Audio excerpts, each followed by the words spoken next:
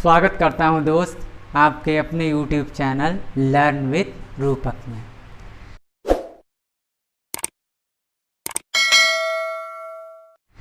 जैसा कि दोस्तों आप जानते हैं कि विज्ञान विषय DLED सेकेंड सेम का शुरू है, जो श्रृंखला शुरू है।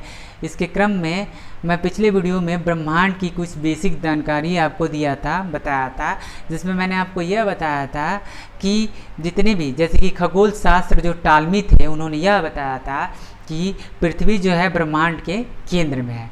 लेकिन पोलैंड के जो खगोल शास्त्री थे आपका कोपर्निकस, उन्होंने टालमी की बातों का खंडन करते हुए अपनी नई थ्योरी दिया, ठीक है, जिसमें उन्होंने यह बताया था कि जो है आपका पृथ्वी नहीं वरन सूर्य जो क्या है आपका ब्रह्मांड के केंद्र में है, और जो भी ग्रह हैं वह सूर्य के चारों ओर क्या करते हैं, परिक्रमा करते हैं, चक्कर लगाते हैं। उसके आगे के क्रम में हम बात करते हैं दोस्त, आगे के जो टॉपिक है आपका आकाश गंगा। देखिए दोस्त, आकाश गंगा क्या होता है, तो चूंकि कि आकाश गंगा को यूनानी भाषा में, आकाश गंगा को यूनानी भाषा में क्या बोलते हैं दोस्त, गैलेक्सी बोलते हैं। क्या बोलते हैं, गैलेक्सी बोलते हैं। और इस गैलेक्सी यानी कि आकाश गंगा का जो निर्माण हुआ वह हाइड्रोजन के संलयन, हाइड्रोजन के संलयन का मतलब ये हुआ कि हमारे ब्रह्मांड में बड़े बड़े हाइड्रोजन गैस के जो पिंड थे, ठीक है ना, तो जब उनका आपस में संलयन हुआ, मिलन हुआ, ठीक है ना, तो आकाश गंगा का निर्माण हुआ। यानी कि हाइड्रोजन के बड़े बड़े जो गैस के पिंड हैं, जब एक दूसरे के साथ उनका संलयन हुआ, उनका मिलन हुआ, तो आकाश गंगा का निर्माण हुआ। अच्छा, जो ये संलयन होने की जो प्रक्रिया है उसको बोला गया निहारिका। क्या बोला गया, निहारिका। और निहारिका को इंग्लिश में बोलते हैं नेबुला, और नेबुला जो है एक लैटिन वर्ड है, ठीक है, जिसका अर्थ होता है कुहासा। और दोस्तों कुहासा का मतलब क्या होता है, कुहासा एक प्रकार का प्रकाशीय पिंड होता है, ठीक है ना, जो गैस और धूल कण से निर्मित होता है। क्योंकि हमारे ब्रह्मांड का विस्तार इतना अधिक है दोस्तों, माना जाता है कि हमारे ब्रह्मांड में लगभग 100 अरब आकाशगंगा है। कितना, 100 अरब आकाशगंगा है। और प्रत्येक आकाश गंगा में लगभग 100 अरब तारे हैं। तो दोस्तों जरा कैलकुलेशन अगर हम करेंगे कि 100 अरब आकाशगंगा और 1 अरब आकाशगंगा में 100 अरब तारे, तो अगर मैं तारों का कैलकुलेशन करने लगूं तो यह पूरा ब्लैक बोर्ड जो है आपका 0 से भर जाएगा। इतना विस्तृत हमारा क्या है, ब्रह्मांड है, यानी कि आकाश गंगा, ठीक है।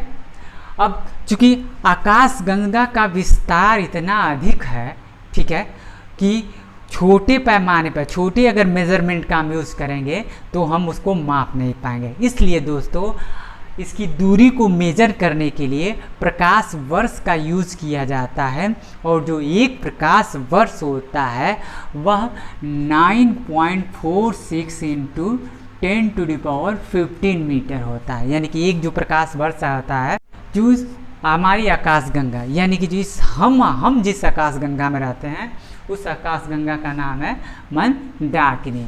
और मंदाकिनी क्या होता है दोस्त, जो सौर परिवार है जिसमें ग्रह होते हैं, उपग्रह होते हैं, सूर्य होता है, ठीक है, इन सभी के जो सम्मिलित जो समूह होता है, रूप होता है, उसी को हम मंदाकिनी बोलते हैं, ठीक है। यानी कि हमारी आकाशगंगा का नाम क्या है, मंदाकिनी है। और मंदाकिनी की आकृति कैसी है दोस्त, तो मंदाकिनी की आकृति जो है आपका सर्पिल है, यानी कि कैसा है इसका आकृति, सर्पिलाकार है, ठीक है। अब हमारी आकाशगंगा का नाम मंदाकिनी है। अब देखिए इसमें क्या होता है, क्योंकि मंदाकिनी में आपके क्या पाए जाते हैं, वल्ज पाए जाते हैं। क्या पाए जाते हैं, वल्ज। और वल्ज क्या होते हैं दोस्त, तो वल्ज जो होते हैं आपके केंद्र होते हैं। वल्ज क्या होते हैं, केंद्र होते हैं किसके, आकाश गंगा के। वल्ज क्या होते हैं, केंद्र होते हैं आकाश गंगा के। और 3 इसमें क्या होते हैं, घूर्णनशील, क्या होते हैं, 3 इसमें घूर्णनशील भुजाएं होती हैं जो अनेक तारों से निर्मित होती हैं। क्या होती हैं, जो घूर्णनशील भुजाएं होती हैं वह अनेक तारों से निर्मित होती हैं। आगे के देखो दोस्त, आगे जो आपका जो हमारी आकाशगंगा यानी कि मंदाकिनी के जो सबसे निकट की आकाशगंगा है उसका नाम है एंड्रोमेडा, यानी कि हमारी आकाशगंगा के सबसे निकट की जो आकाशगंगा है वह है एंड्रोमेडा। चूँकि सूर्य भी क्या है, एक तारा है। सूर्य जो क्या है आपका एक तारा है।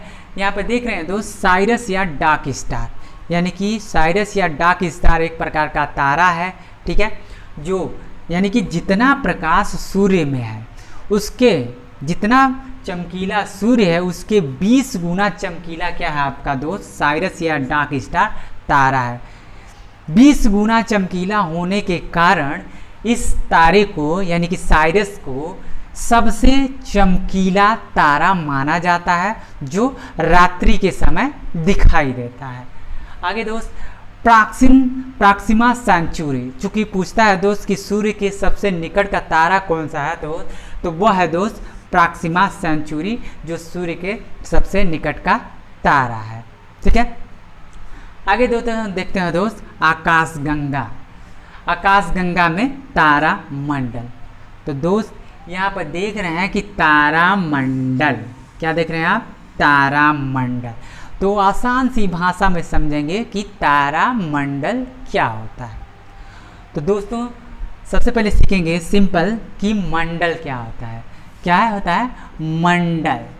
तो दोस्तों आप जानते हैं जब बहुत सारे जिले मिलते हैं तो क्या होता है, मंडल का निर्माण होता है। उसी तरह से इसमें तारा जुटा है, यानी कि जाहिर सी बात है इस मंडल में क्या होंगे, आपके तारे होंगे। लेकिन एक कंडीशन है, कंडीशन इसमें क्या है, इसमें जो है तारा मंडल में कुछ विशेष तारे यानी कि विशेष यानी कि स्पेशल तारे एक व्यवस्थित क्रम में क्या होते हैं, एक व्यवस्थित क्रम में क्या होते हैं, आपके व्यवस्थित होते हैं, ठीक है ना।